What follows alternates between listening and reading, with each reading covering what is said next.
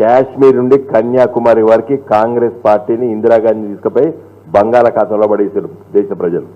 Emergency పెట్టినందుకు, పౌర హక్కులు కాల రాసినందుకు. జనతా పార్టీ అధికారంలోకి వచ్చింది, ప్రజలు చాలా గొప్పగా చూసిండ్రు. 3 ఏళ్ల లోపల కుప్పగూలిపోయింది ప్రభుత్వం. మళ్ళీ అదే ఇందిరాగాంధీని అధికారంలోకి తీసుకొచ్చారు. రేవంత్ రెడ్డి గారు ముఖ్యమంత్రిగా ప్రమాణ స్వీకారం చేశారు.